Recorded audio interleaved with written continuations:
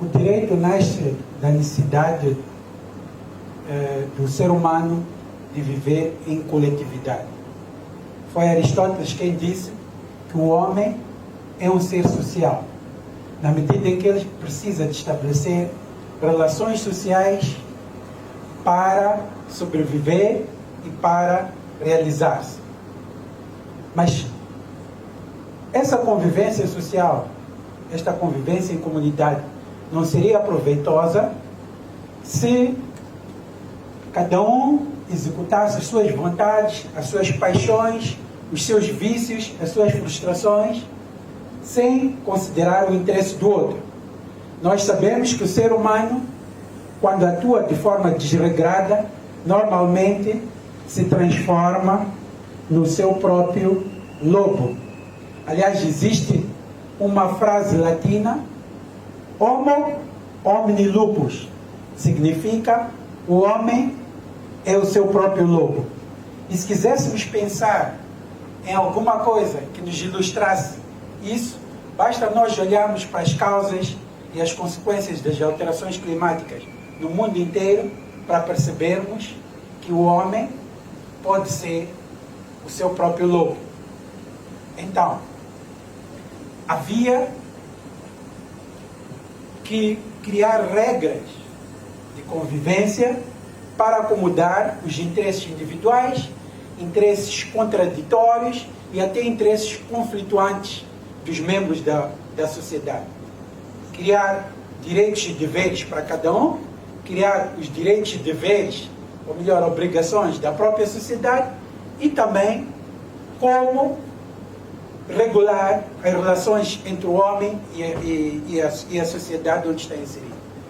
E todas estas regras de convivência social é aquilo que nós chamamos de direito.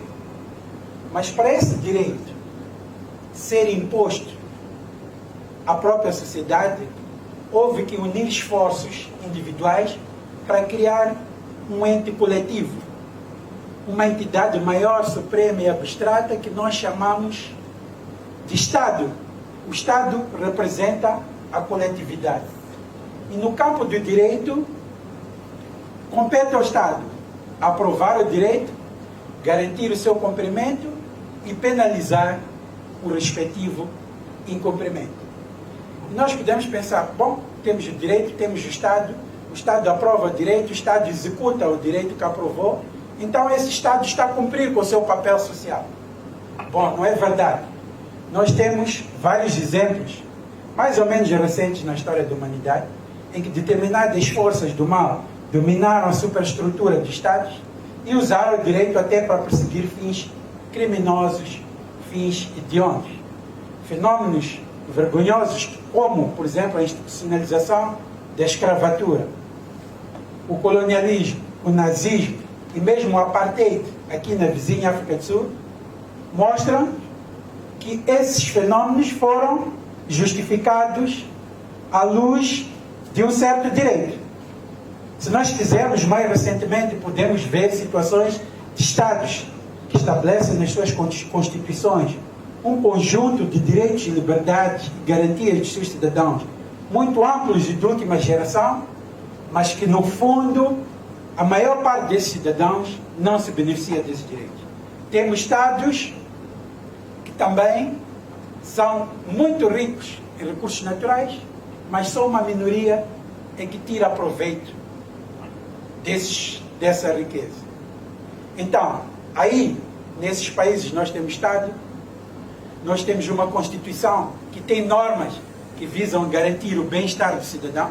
Teoricamente, temos tribunais que alegadamente visam punir injustiças, mas o que nós encontramos é cidadãos a viverem na maior injustiça, cidadãos a viverem em níveis abaixo dos patamares mínimos da dignidade do ser humano.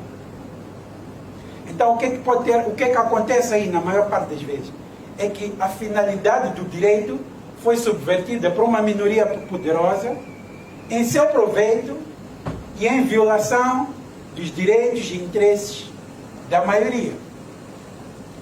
Então, precisamos de ter cuidado. não é todo e qualquer direito que serve para mudar a sociedade para melhor. Como vimos, existe direito que pode ser usado abusivamente para corromper a sociedade.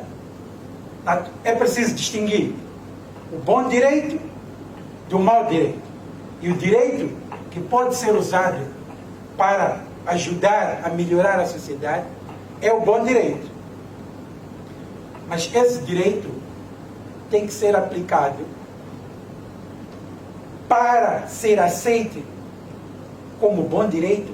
Ele tem que ser aplicado de uma forma que ele provém da vontade da maioria dos cidadãos, é aplicado no interesse dessa maioria e executado por instituições que visam a garantir esse fim que estamos aí a indicar. Então aí nós teríamos, por um lado, o bom direito, por outro lado, teríamos um Estado capaz, forte, para o implementar corretamente. E dessa conjugação do bom direito e desse Estado surge a ideia de Estado de Direito. O Estado de Direito não é nada mais, nada menos que um Estado democrático que, na sua atuação, segue-se primariamente por regras do bom direito. Mas a minha convicção é que nós não conseguimos produzir bom direito, nem conseguimos constituir um Estado de Direito se nós estivermos numa sociedade com maioria de cidadãos iletrados. E para apoiar essa ideia, eu peço que coloquem neste slide, o Índice de Desenvolvimento das Nações Unidas, o Índice de Desenvolvimento Humano das Nações Unidas para o ano de 2019.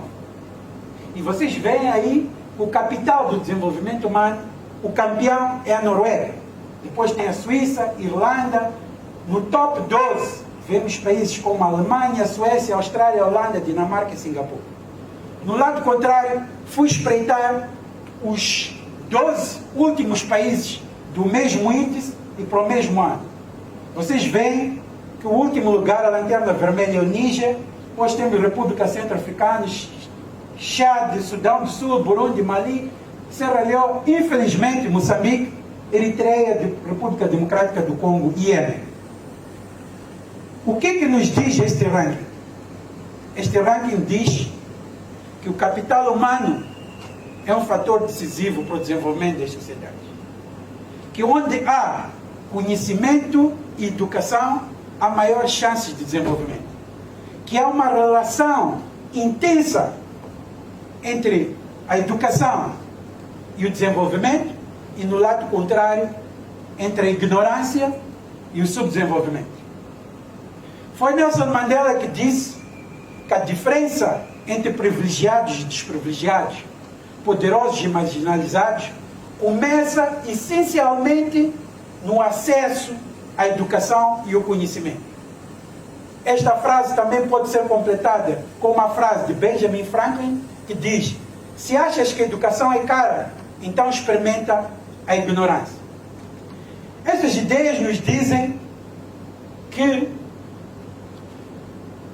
nós pagaremos sempre, a sociedade pagará sempre um preço muito elevado pela existência de analfabetismo, pela carência de educação.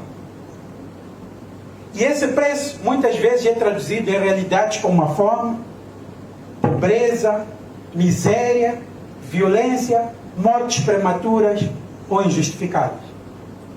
Por isso, nós podemos concordar todos que o direito pode ser uma ferramenta para mudar para melhor a sociedade. Mas para que ele seja essa ferramenta, há uma condição inultrapassável. A maioria dos cidadãos tem que ter cultura jurídica. Em Moçambique, existe inscrito na Constituição como direito fundamental o direito à manifestação. Mas a regra é que o Estado tudo faz para que os cidadãos não se manifestem. Muitas vezes recorrendo à intimidação e à violência. Há cerca de 11 anos que persiste um problema sério de raptos de empresários e seus familiares em Moçambique, que são devolvidos ao convívio social em troca de vultuosos resgates financeiros. Só para vos dar uma ideia, só em 2020, no ano passado, cerca de 16 empresários ou familiares foram raptados por criminosos em Moçambique. O Estado não tem conseguido combater esta realidade. As vítimas e a sociedade civil têm a percepção generalizada de que o Estado não consegue combater porque há infiltração dos interesses das redes criminosas dentro do Estado. E é escusado de vos explicar quais são as consequências drásticas socioeconômicas de crescimento de uma indústria de raptos de empresários num país. Durante esse tempo que isso vem acontecendo, há cerca de 11 anos, o governo optou por uma estratégia de silêncio sobre essa realidade. Deixava a polícia falar, isto é um caso de polícia. 1, 2, 3, 4, 5, 10, 20. A polícia vinha falar na imprensa, dizia que estava a trabalhar, a expressão é essa mesmo, estamos a trabalhar, mas desde então os resultados têm sido insatisfatórios. Pelo contrário, ao invés de combater os raptos ou de controlar essa criminalidade, ela aumentou exponencialmente. Então, a imprensa, as associações de empresários também tinham uma intervenção muito tímida e inconsistente no debate deste problema que está a corroer a sociedade moçambicana. Então, em outubro de 2020, tudo mudou. Um grupo de empresários aqui da cidade da Beira criou um movimento de cidadania denominado Beira Anti-Raptos. Esse grupo convocou uma conferência de imprensa e para todo o país leu uma mensagem de repúdio contra a incapacidade dos Estados de controlar os raptos.